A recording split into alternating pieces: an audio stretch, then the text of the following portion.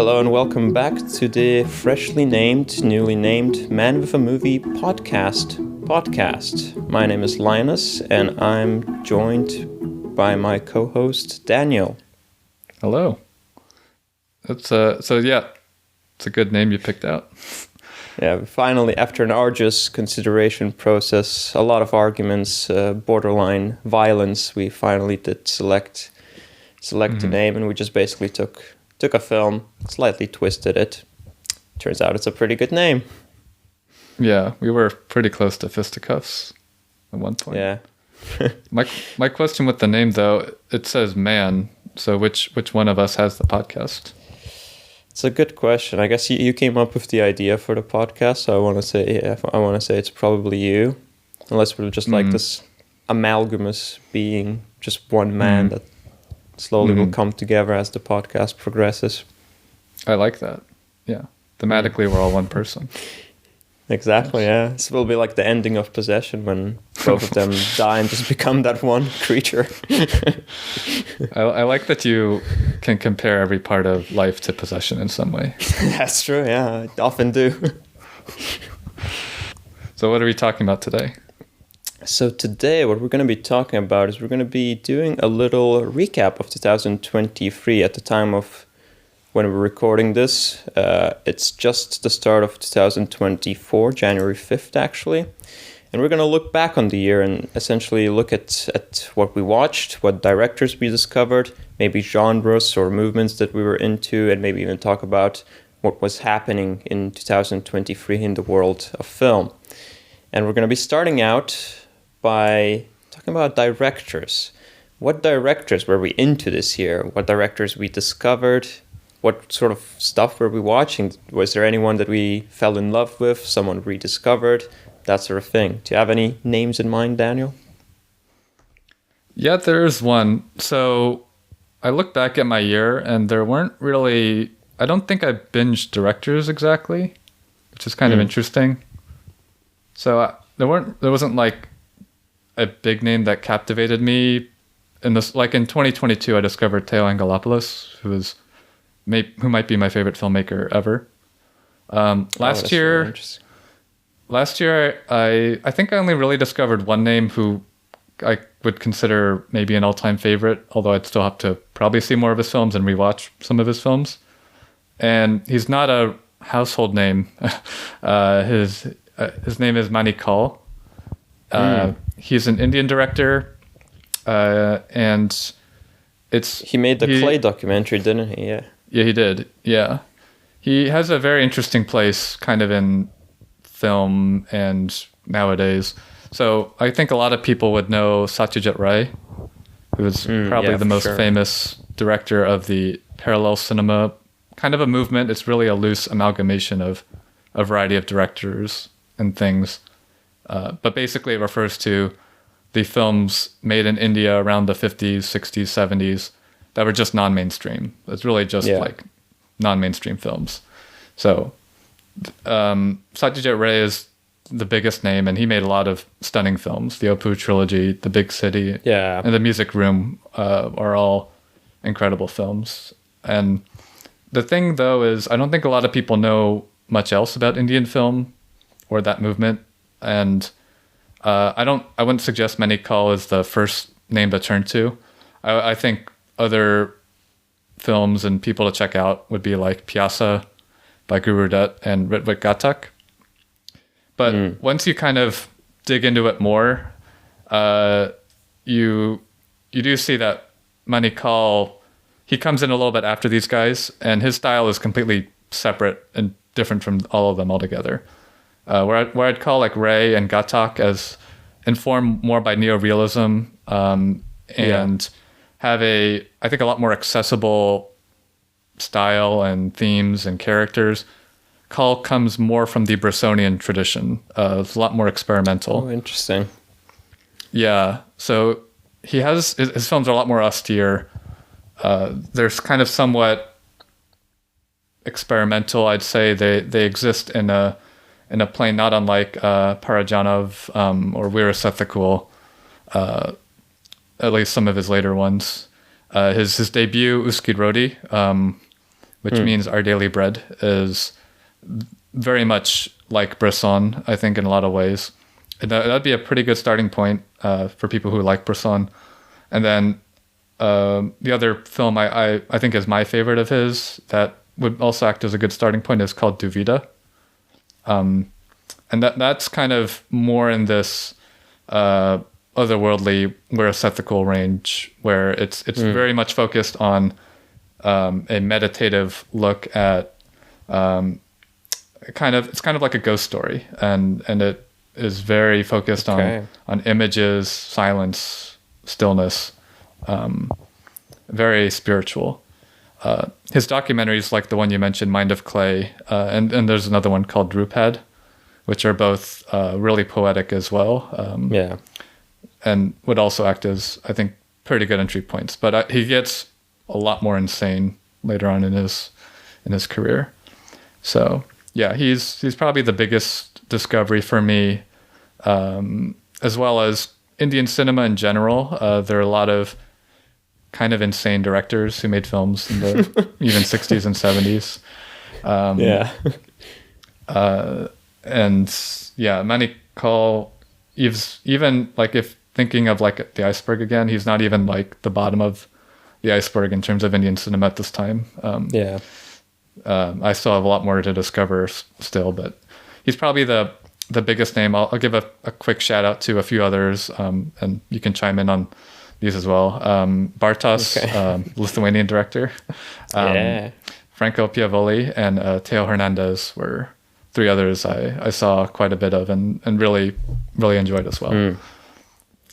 It's interesting that you had such a big year of sort of exploring Indian cinema, because Indian cinema is like one of my biggest blind spots, I'd say, like from at least the big cinema countries. All I know about it is basically just the stuff that I very briefly studied in uni. We had like 2 lectures on Indian cinema, and that's about all I really know. I've heard of Manikal mostly for the Clay film, the Clay documentary, Mind of Clay. I've seen one film by Ray, but this is probably my only opportunity to like repeat this anecdote that I've heard. So I'll say it now, even though there's like no reason to bring it up. But I think when it was Pavar Panchali that screened in Cannes, and obviously all the French New Wave guys were watching the films. For some reason, Truffaut, apparently he really hated the film, and after the film, he just came out and said this famous comment when he said, "I don't want to watch peasants eat with their hands for 2 hours," which is just so out of pocket. It's not even what the film is about. I gotta lower all my Truffaut ratings now. Yeah, slice them all down. Yeah. Jeez. Yeah, for me, I don't really binge directors either, but this was a big year in terms of me discovering a few people that I wasn't never familiar with. Like I've heard of them before, but this was the year when I first checked them out. And a few of them I in particular sort of fell in love with. And the 2 that really stand out is Eric Romer and Johnny To. Like I think I watched Boyfriends and Girlfriends, the Eric Romer film, at the very start of last year. And since then I've just gone through his catalog over the year, mostly in the summer. I feel like his films are very, very well suited to a summer viewing. And yeah, I've just really familiarized myself with his catalog, and I really love his stuff. For people unfamiliar, Romero essentially makes these really stripped back romance films where there's not a whole lot of camera movement. There's no real like sort of technique in terms of filmmaking involved. It's for the most part just sort of people talking, and they usually focus on various aspects of romance, like insecurity or jealousy or loneliness or expecting something of another person, like in a good marriage or something along those lines. And the other filmmaker I was really into was actually Johnny To, who's a Hong Kong action director. He's most famous for his heroic bloodshed films. So he made two Exiled movies. He made The Mission. Throwdown, and a bunch of other films. And he's another person that was kind of surprised that I enjoyed him as much as I did. Like, I've heard of him previously, but I've never checked anything out by him. Then I just saw one film, it was really fun. I saw another film, it was really fun. And before I know it, I've just seen like a bunch of his films, and all of them were just a lot of fun to watch. Mm.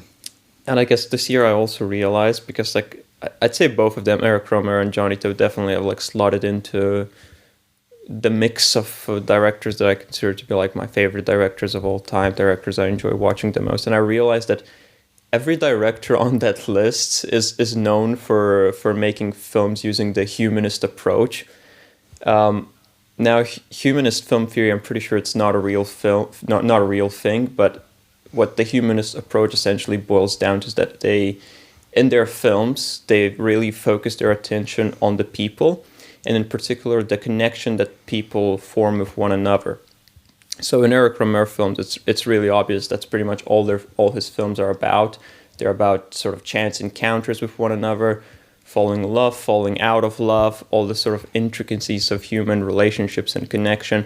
But Johnny To as well, sort of surprisingly, even though he obviously makes these crime films, but a lot of them are about people connecting. Like in Exiled, the four people that end up sort of getting exiled, they connect with one another, they grow, and the film really is about their relationship with the one person that dies at the start of the film.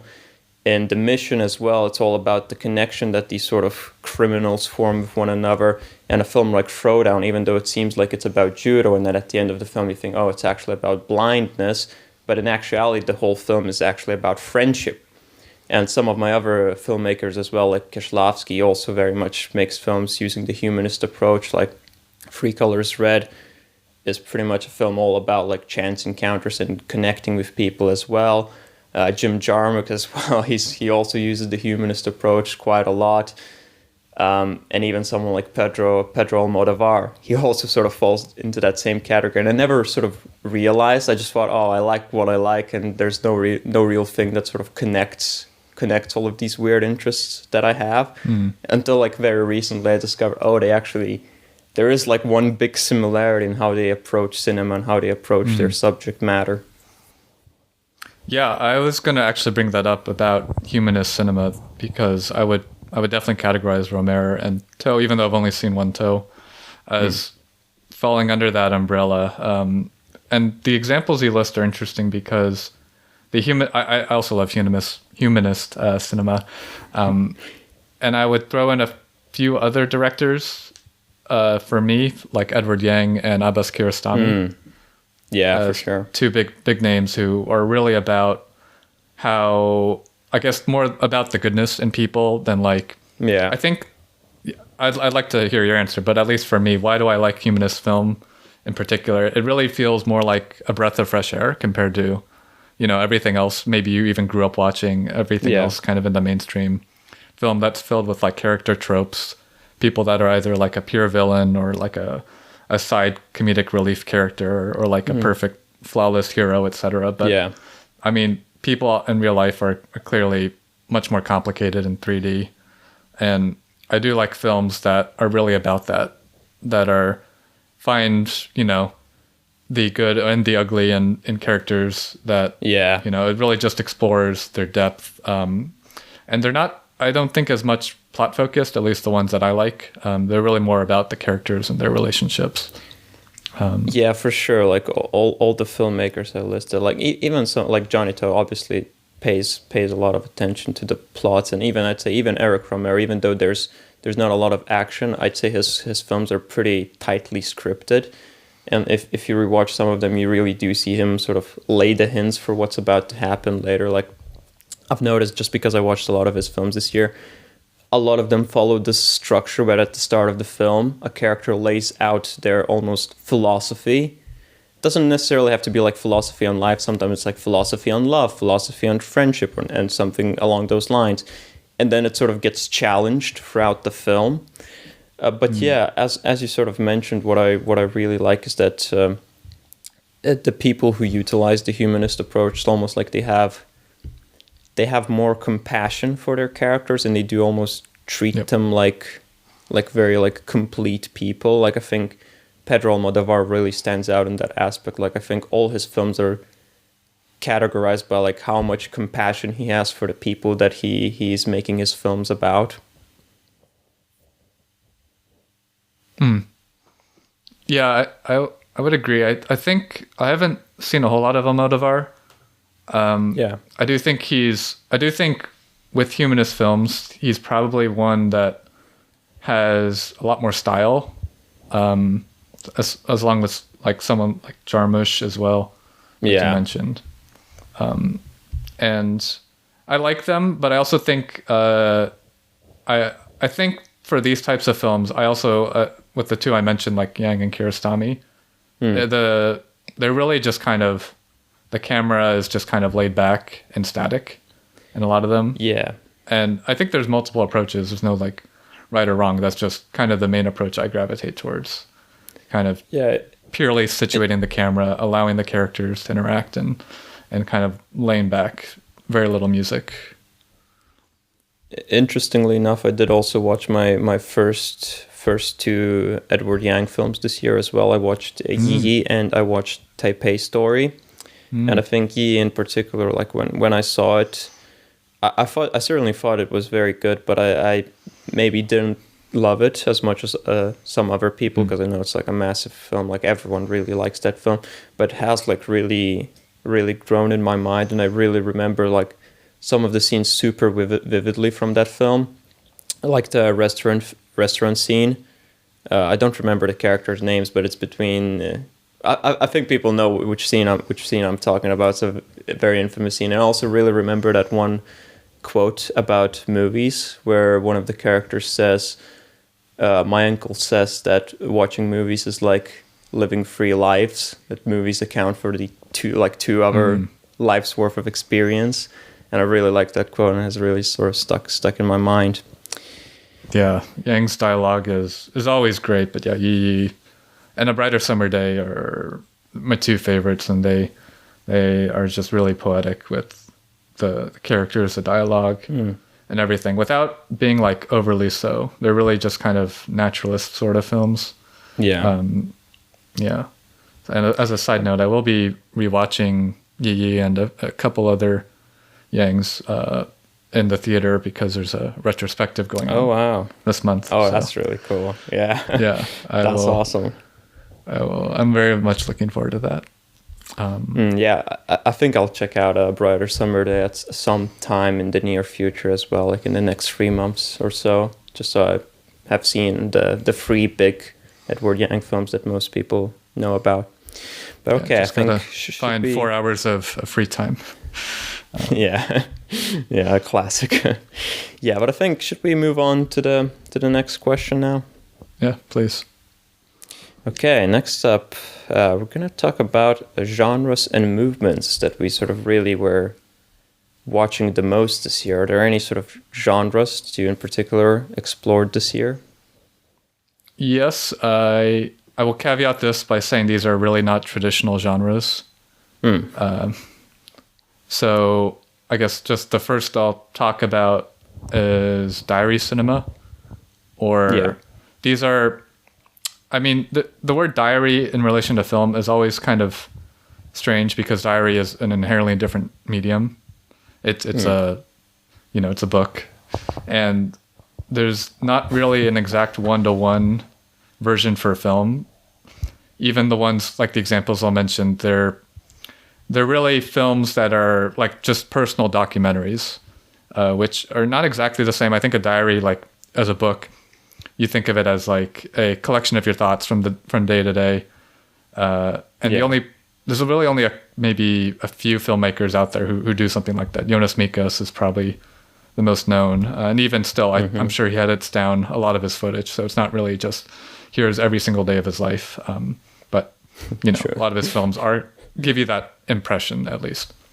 But yeah, a diary cinema, at least to my knowledge and kind of the way it's used, is just films that have a similar function, just really personal essay films, or films that serve as letters, or just anything with a personal perspective. So some qualities of these are like the filmmaker's the subject of the work, or family of the filmmaker, and the footage is somewhat DIY, usually just like handheld and nothing fancy. So a few films from this movement I'd like to shout out include Letter from a Filmmaker to His Daughter by Eric Powles. Good film. Who's a wonderful essayist filmmaker. I've seen one other film of his. Would strongly recommend. This one is a very, very wholesome, very short, just kind of compilation of stories and facts about life that this filmmaker who's traveled around the world and has kind of all this. You sense he has all this wisdom to tell his daughter, and he's just passing it along to her in this film form. There's this other film called For One More Hour with You, which is somewhat of an opposite type of film where it's about a filmmaker looking at her mother.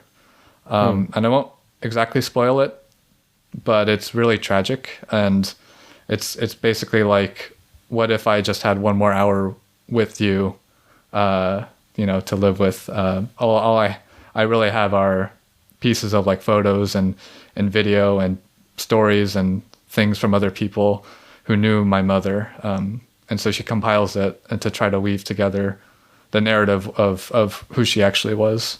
So it's really, to me, very heartbreaking.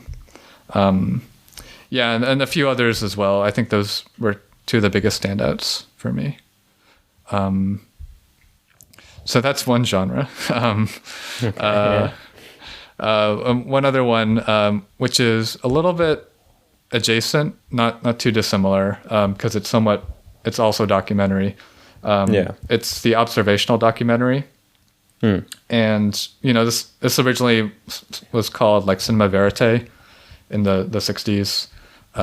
You had Chronicle of a Summer, I think was the title, one of the first films in the style. Just basically like the documentary is about like asking questions to people on the street, and these types of films are really non-intrusive with the filmmaking. Usually like no voiceover or anything like that. It's really just capturing the world, the people, the subjects as they are, which I always like personally. There are good documentarians who give great voiceovers, like Werner Herzog, of course. But for me at least, I like the kind of laid backness of these films, how they just let the viewer observe and make their own decisions or thoughts about what they're seeing.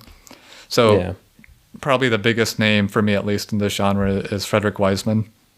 And I've only seen like a very small handful of his films, but he makes these usually pretty long compilations of looks at like industries, not necessarily like how bad they are, although some of his earlier ones are about that, but just looks at these industries, and from a personal perspective, like you'll just see like footages, for example, in like the latest one I watched, which was at Berkeley, you'll get lots of footage of just meetings of teachers behind the scenes talking about things like their budgets for the year and some of the compromises they'll have to make. You'll get footage from classroom lectures about students discussing ideas, really just a comprehensive look at this institution from the inside and out. And I just find that pretty incredible.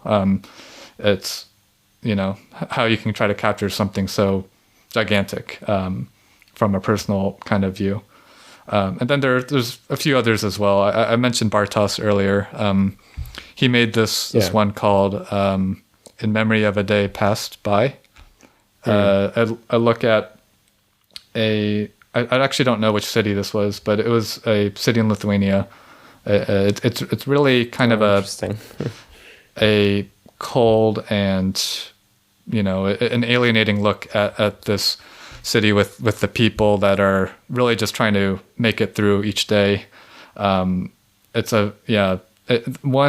this one shot that stuck with me from this where you follow this I think an organist to the top of like a bell tower, and they're about to play something, but the camera just lingers on them as they're trying to, you can sense they have pain, like they're trying to warm up their hands, they're trying to get ready to play, but there's just like a solid few minutes of the camera showing them trying to deal with the kind of everyday mundane pains and aches of daily life. So not a cheerful film, but a really powerful one, personally.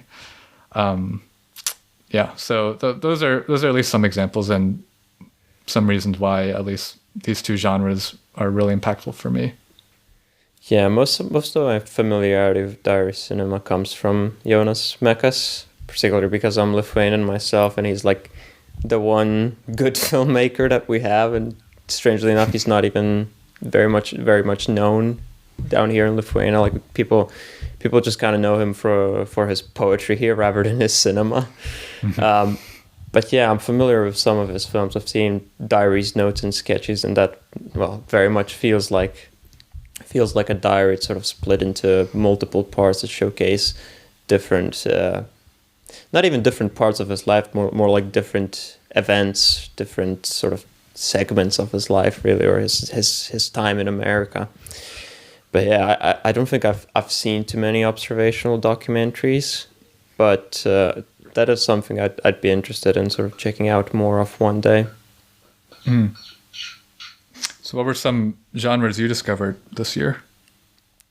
So I couldn't think of any genres I necessarily discovered, but there was one that I sort of rediscovered, and one that I delved deeper into, to the point where I could say I like discovered more of like the depths of the genre. So the one I rediscovered was actually Westerns, because for the longest time I thought that I didn't like Westerns up to like the end of last year, as in 2022, not 2023. I still just kind of didn't care too much about Westerns, didn't think they were sort of, there was anything in them that would interest me, until this year I did a bit of like a Sergio Leone deep dive, where I sort of finished up his filmography, and I watched for a few dollars more. I watched Once Upon a Time in the West, and I watched Docu-Sucker, and all three of those films were really sort of masterfully done. In particular, what really sort of impressed me was just Leone's mastering over filmmaking. Like I can't really remember, but I don't think it was really there in A Fistful of Dollars. But the control that he has in a film like Once Upon a Time in the West is really impressive, and how he's able to pull off almost like this slow burn, almost like the slow burn Western concept. It's really like awe-inspiring in a way.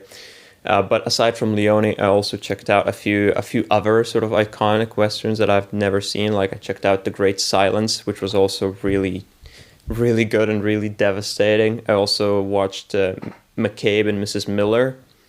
And I also checked out a couple of John Ford Westerns. I watched Stagecoach, and I watched The Man Who Shot Liberty Valance, which was really good in particular, and it left quite an impression on me. And all of those films combined did sort of change my opinion over Westerns as a whole, and now I think it's a genre I'm very much interested in, and there's certainly a lot more that I want to discover in it. Yeah, I find it interesting, at least. I kind of agree, but you gravitated more towards later westerns of like the 60s and 70s. It's been a genre was kind of established around there were silent westerns, but it really took off in like the 30s and 40s. And to me, at least, I do find the more modern takes on the western, even starting from something like Rio Bravo or The Searchers in the 50s, just the complexity that those films have, even compared to the earlier films, which are still good, but I don't find them as relatable in the same way. I don't know if you've seen The Searchers, but it's a hell of a film in terms of what it has to say or showcase about like race and the tensions therein. A lot of people might think it is racist. I haven't seen it in a while. I can't exactly weigh in on whether it is or not, but it is certainly a strong film from the 50s that tackles something that I don't think most films would dare to tackle. Yeah, and then those '60s films like The Man Who Shot Liberty Valance are really just kind of these reflections on the Western, which was kind of a dying genre at that time. And then you even mentioned more spaghetti westerns as well, which are really fun. Leone is certainly a master. I haven't seen any Corbucci films, but I know The Great Silence is supposed to be really good. The only 40s western I checked out was Stagecoach, which I did like quite a bit. I thought it was a really enjoyable watch. I like how Ford did all the different characters in there and made them work together really well. Obviously, a super iconic character reveal in that film as well, where they show John Wayne for the first time, and it's very famous shot in cinema history. I also did check out some like 60s stuff, like early Sam Peckinpah films as well. I found his stuff a bit hit or miss, but I did really enjoy The Wild Bunch as well. But aside from westerns, another sort of genre / movement that I sort of delved a lot deeper into was sort of like experimental / avant-garde cinema. I had some familiarity with it already from people like Mekas or Scott Barley, but this year I really sort of explored all the possibilities that were out there for me, and I watched a bunch of Stan Brakhage films. I watched a bunch of films from someone you mentioned previously, Teo Hernandez. I also checked out some shorts from Takashi Ito, Kurt Kren, and a bunch of other people like Leighton Pierce as well. And I think at the moment I feel pretty content with what I was able to find, and I think I'll take a bit of a break from watching more. But yeah, it was certainly a very, very interesting genre to explore, because it's definitely not for most people. Because for people who don't know, it's essentially films that have no narrative. Like Stan Brakhage films are just essentially colors on the screen. I don't even know how to describe them really, but yeah, none of them have any characters, none of them have any story. It's just essentially pure visuals for like the runtime, and they usually like experiment a lot with the cinematic form. Like Leighton Pierce, he used a lot of like low shutter speed shots. Mekas obviously used like really unique editing style. Stan Brakhage was like totally insane. He just like did colors. Again, I don't know how to describe his films, but yeah, he just did colors. Scott Barley, he just like shoots nature / cosmic horror in the nature. It's again really hard to describe, but it's really interesting to watch. And I found, for one, I just found it quite a meditative experience to watch those films, but also I think they tapped into another thing that I really like about films, which is like a film's ability to almost like transport you to a different space, a different time, a different place entirely. And those films in particular, they almost like transport you to like a different universe, not even a different planet, like a different universe to some extent. Yeah, I think all of those names are worth unpacking a bit more and doing, follow-up episodes on experimental film in particular. I think most of those that I've seen films from you listed. The thing I wanted to say, at least about experimental film, and since you elaborated a bit on why you like it, I'm really drawn to experimental art in general, even not just in film form, but in things like music as well, which was kind of, I guess, a gateway to me liking experimental film, and then more like experimental visual art as well. I think the reason is it's kind of a lot of reflection into this, but I do like just kind of the magnitude of freedom that these films showcase, because every time you put one of these on, like anytime you put any film on, you'll have like some degree of expectations of what you're about to see. Like you'll know kind of more or less what the plot might be or what the characters are, and you maybe know this director and you'll know the themes he does. But with experimental film, you kind of throw all that out the window. The medium is kind of a limitless canvas. There's no rules. There's no knowing exactly what you're about to see, and so there's that kind of sheer freedom that I've always loved about experimental film, and experimental art in general. Yeah, for sure.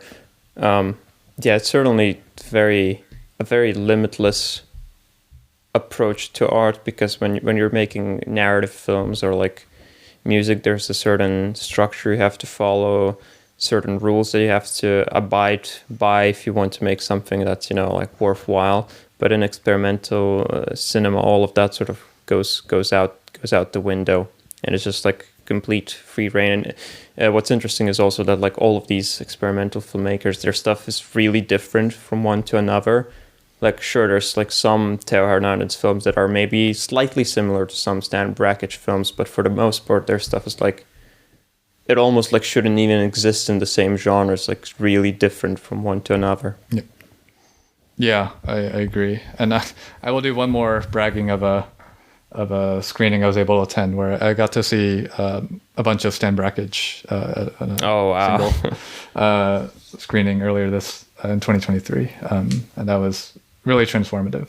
Seeing it on the big screen with an actually packed audience, which was interesting. Wow! Just kind of sitting in silence. So it was very cool. It's probably one of my favorite things I've ever attended.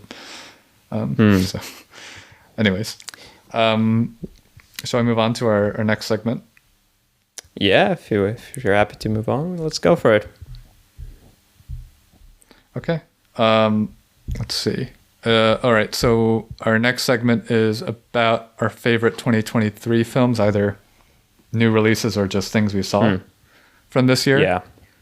So why don't you kick it off? What were some of your favorites that you either saw from this year, new or otherwise? So I tried to think of a film that I saw in 2023, but the problem is I only saw like 9 new releases, and half of them were the Wes Anderson Roald Dahl shorts that he released this year. So I didn't really feel like picking a 2023 film. Like, and some of the stuff I checked out is like really obvious stuff, like Oppenheimer and Barbie and those sort of films. So I don't really have an answer that came out in 2023. So I just went for a few films that I really liked, that were like first watches for me this year. And the films I went for were A Summer's Tale, which is actually a Eric Romer film. It's definitely my favorite film by him. I feel like the story is the most complete in some ways. Like the script is really tight in this one, where I felt like almost every single line that he put in the film had a callback later in the film and had like either some profound meaning or some relevance to the story that was to develop later. And I also feel like it's almost like a bit of deceptive film, because it makes you think that it's almost about the male character, but really it's about the, at least I felt like it was really about the, I can't remember her name. I think it was Margot.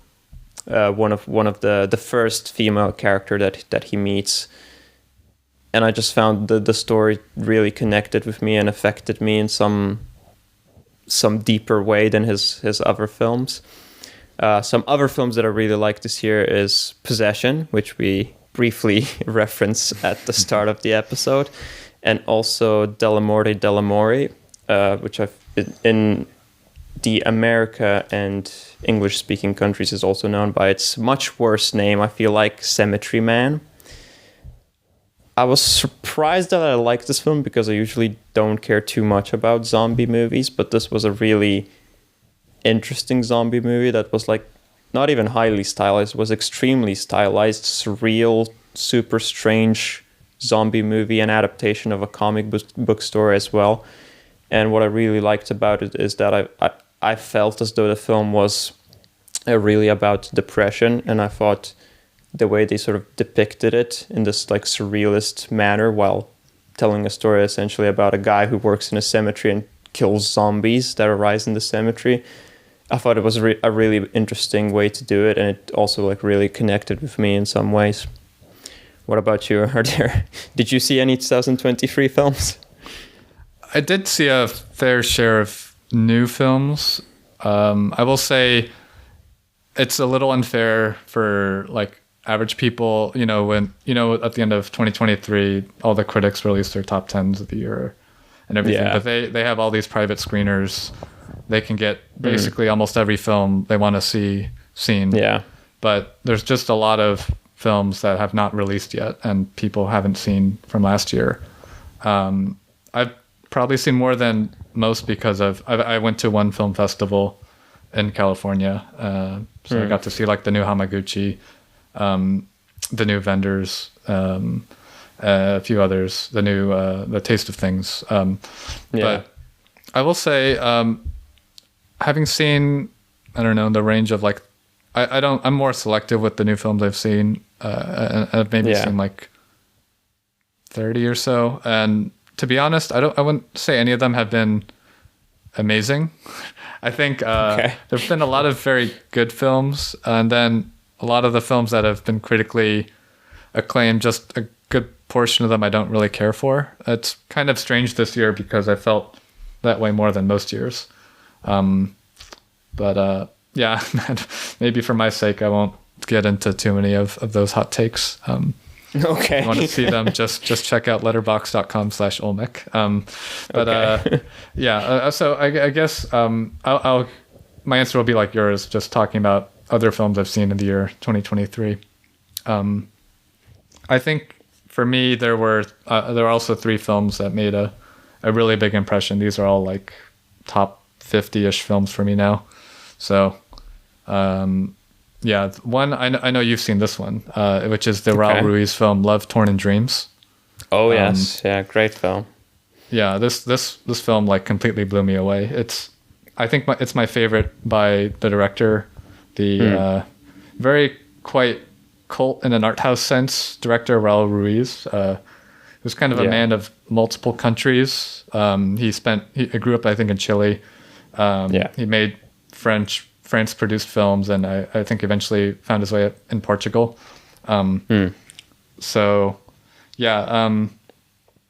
This film was made in 2000. It was one of his later films.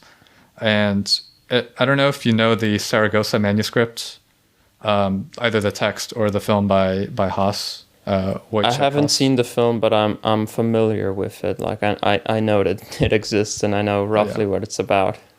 Yeah, I'd highly recommend. It's, I think, kind of a good precursor to this in a way, because it's really this extremely intricate nested storytelling of it's very an oniric film around the same eras that Love, Torn in Dreams also takes place in, the kind of Napoleonic era. So it's a really crazy experience. It's just this kind of fever dream-esque quality where you're not sure which story or whether you're in a dream or not. Would highly recommend. For people who don't know, like Love, Torn in Dreams, essentially the film has 12 narratives. All of those narratives are like set in different points in history, but all the characters in those narratives are like played by the same actors essentially, and those stories also like intersect in one another, even though they're set in different time periods. So it's a really confusing film to watch, but also like a very, very like strange, like fever dream type experience, almost a really fascinating film. Yeah, I mean, the concept sounds kind of multiversy, which I don't want to pigeonhole that or assign that word to a Ruiz film, because he's not at all really focused on the same things like a multiverse film are. So just would kind of defies more explanation. Would just recommend you see it. A couple other films. One is this film called Yo-Yo. This is a French film from the 1960s, 1965, and it's by this kind of little-known director. I don't think I've ever heard of it. Yeah, he's this French actor-director called Pierre Atex. He's a French guy who's kind of contemporaneous with Jacques Tati. And my hot take is Atex is by far the better actor-director than Tati. But I've only seen one film of each, so right. It's a very hollow take, but it's okay. you can clip this for our YouTube channel whenever that happens. But Daniel Yo-Yo, coming in with the hot takes today.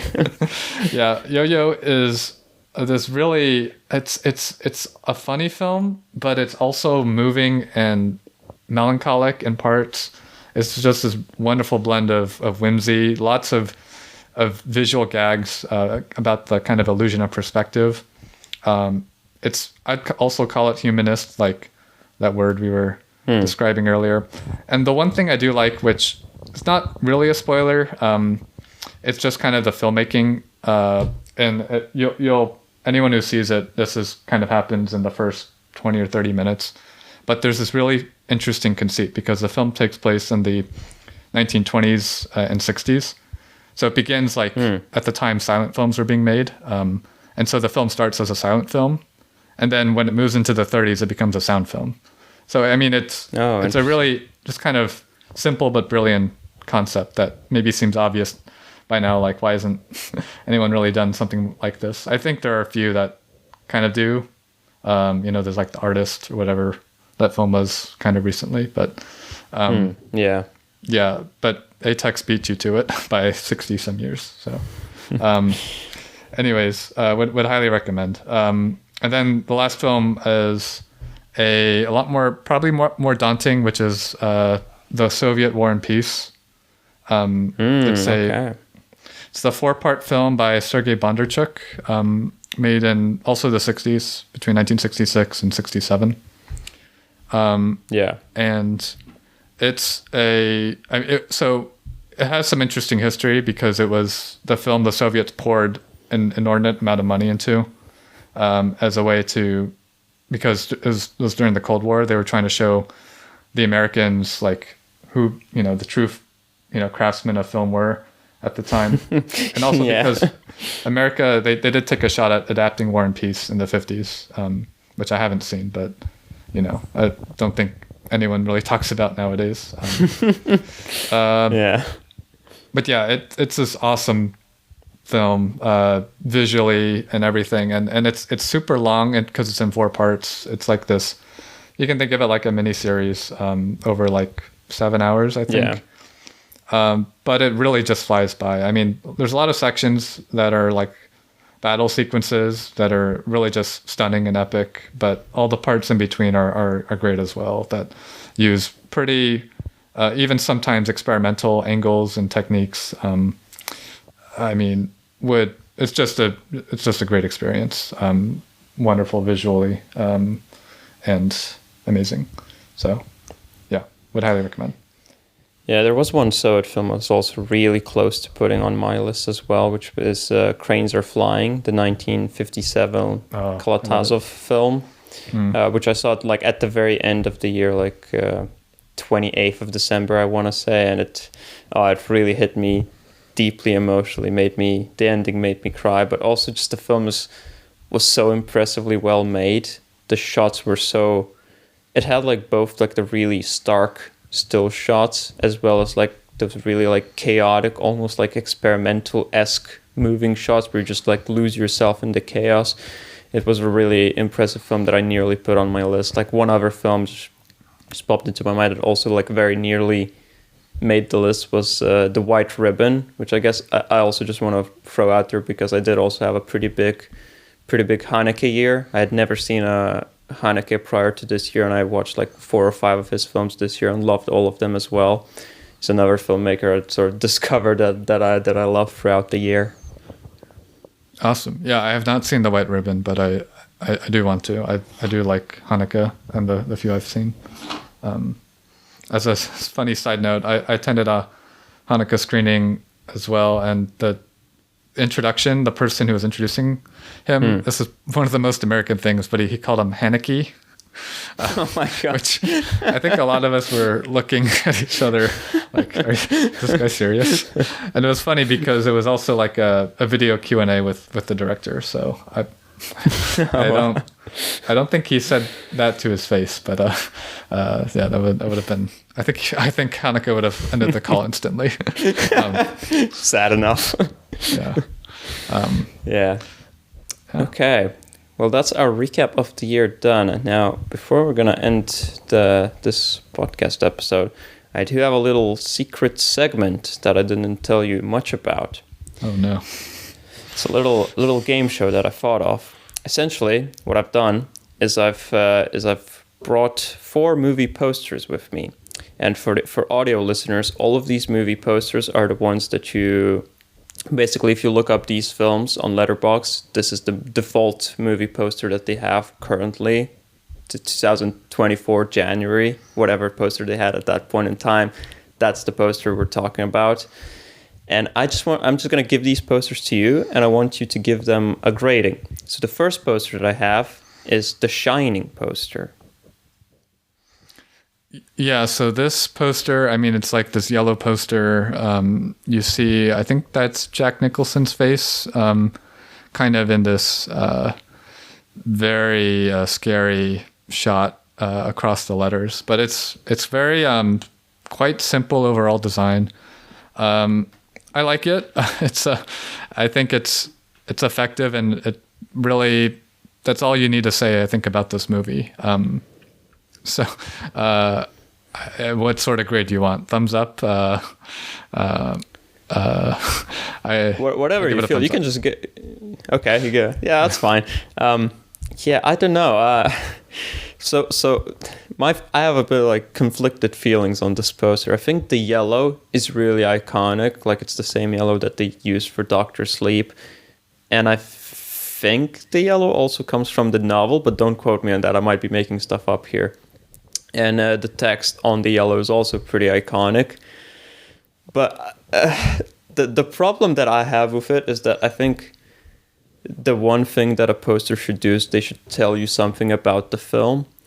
And I look at the face in the T, and it looks like an alien to me. And I feel like that's just kind of misleading. Like unless you like recognize that. I just don't know if it tells you that much about the film. So it's weird. Like I feel like it's iconic, but also it's not my favorite poster of all time. So I think I'd give it like not a thumbs up and not a thumbs down, but like a shaky hand.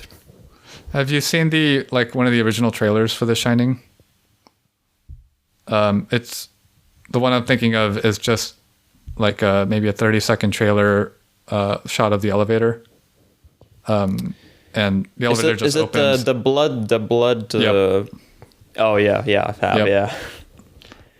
I mean, I think this poster is kind of in that same realm where I don't think the trailer I think says all I'd want to know also. It's also iconic. Yeah, the poster is a little less so, but I think I don't know. I don't need to know much more about The Shining if I were coming into it for the first time. It's weird because I've also seen this poster so much, and it's not something I like consciously think of. So I can't really imagine something else changing this or replacing it. So okay, the next poster that I have is another very iconic film. It's the Taxi Driver poster. Yeah. This one I'm kind of okay with. I wouldn't say it's great or bad.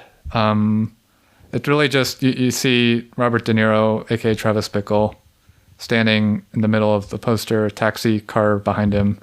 Then the kind of just the words taxi driver. You're in a New York street at night. I don't know. I'm kind of okay with it. It's not one of the better posters out there, but I mean, you see, it fulfills the name. There's a taxi and there's the driver. It doesn't really... I think the Shining poster at least gives you the sense this is going to be some trippy, weird horror film. This one is like, I don't know. It's a guy with a taxi. Okay. I don't see a lot of the themes in this poster. How about you? Yeah, I think... Yeah, it's definitely not as stark and maybe as iconic as the Shining poster, but there's certainly elements of it that I like. I like how the blue and the yellow interact. I also like that it sort of sets itself apart, at least from like the Taxi franchise films. It's definitely a lot more like stark, high contrast, and I like how The car is placed behind Travis, which essentially helps him to isolate him from the background a little. So I don't hate this poster, but I do also agree with you that it's not like one of the most iconic posters of all time. I would still probably give it a thumbs up myself. Yeah. Mm-hmm. Yeah, I'm lukewarm. But again, it's one I've seen forever, and if it were replaced, it would feel weird to me. So, I don't know what would replace it, but it's just not one of the most iconic ones. Yeah. Okay. The next poster that I have is actually, we're now leaving American cinema, and we're going to France. The next poster I have is Beau Travail, the Claire Denis film. Yeah, I like this poster. This one is, you see just the shirtless man who's kind of the object of interest of Denis Lavant, the main character. But you don't really see his face. So it's all in silhouette, but you do see his body. And the film is really about the corporeal, or like focused on the homoeroticism of this, these multiple bodies, but this guy in particular. And so I think that communicates it exactly. And I don't think I'd change anything. I like the blue background as well. I give it 2 thumbs up. Yeah, I feel very much similar to you. This is one of my favorite posters. I think the blue is super iconic. The poster itself is actually a shot from the film that's been adjusted, like the shadow over his face has been added. But like I said with the Shining poster, like what I'm looking for a poster is that it tells me something about the film. And I feel like this sort of like really nails it, because what really stands out about this film is how Claire Denis shot the human body in it.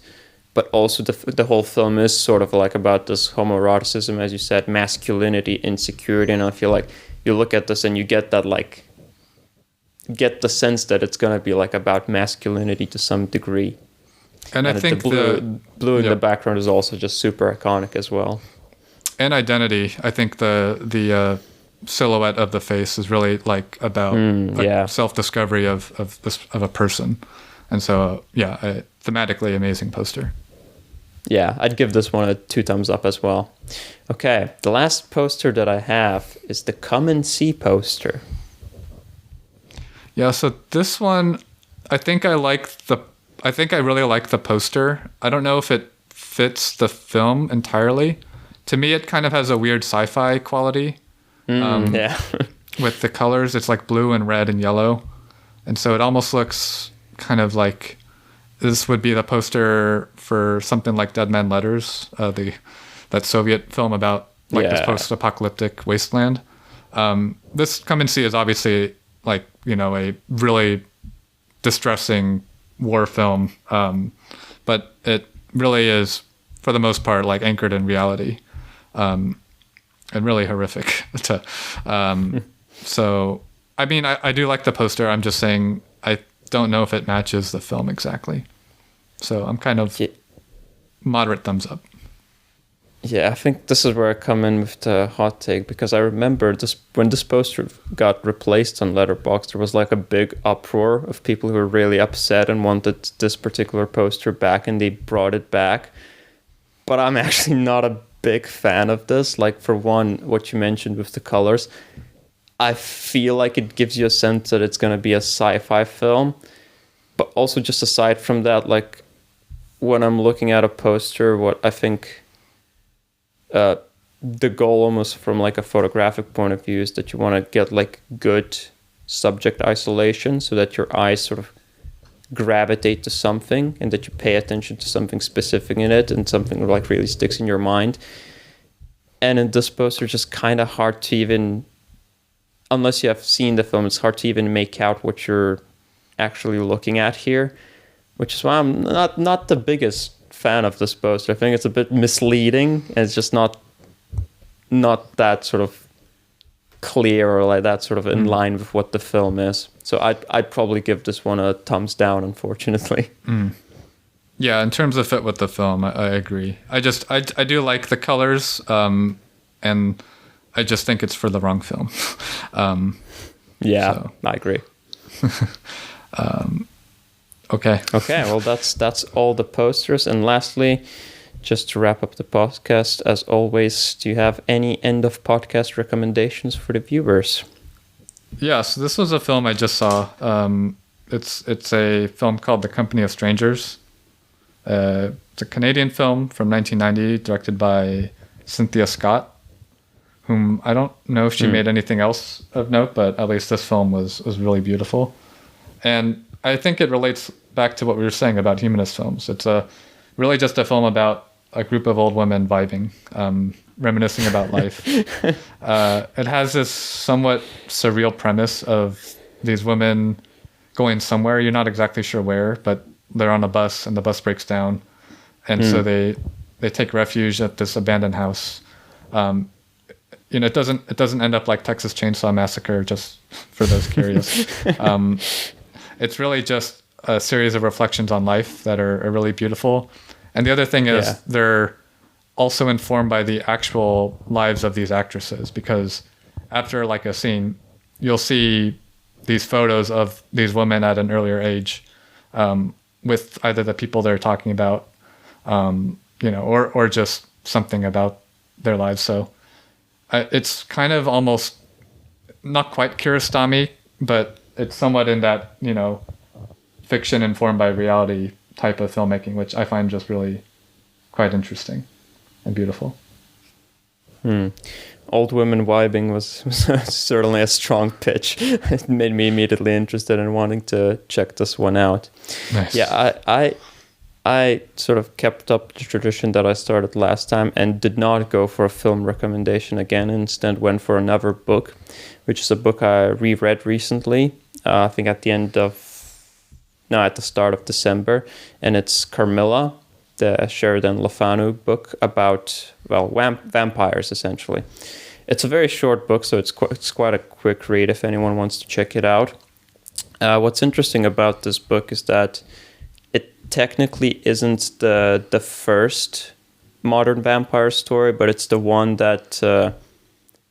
it's essentially the first popular modern vampire story. It predates Dracula, and it sets a lot of the tropes that we nowadays associate with vampires in place.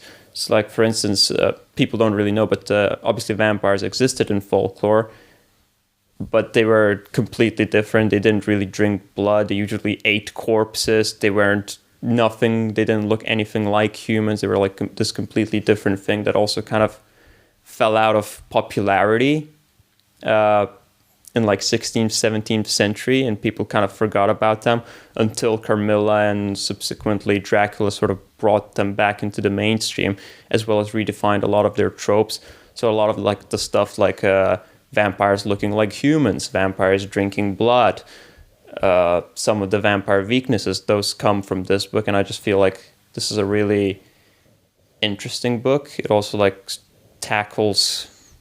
briefly tackles homosexuality as well, which is really interesting for a book that's like sort of written at that time, particularly with how prudish the Dracula book can be at times. This was really like a forward thinking novel, and I really enjoy rereading it whenever I get a chance to do so.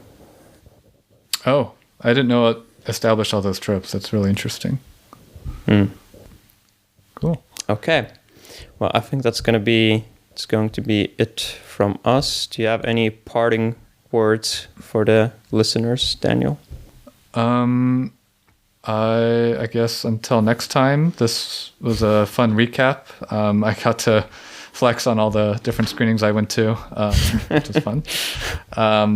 But yeah, I think next time we'll focus probably on something like maybe a particular film or sub-movement. But these recaps and kind of taste episodes about our taste have been fun to do. So yeah, for sure.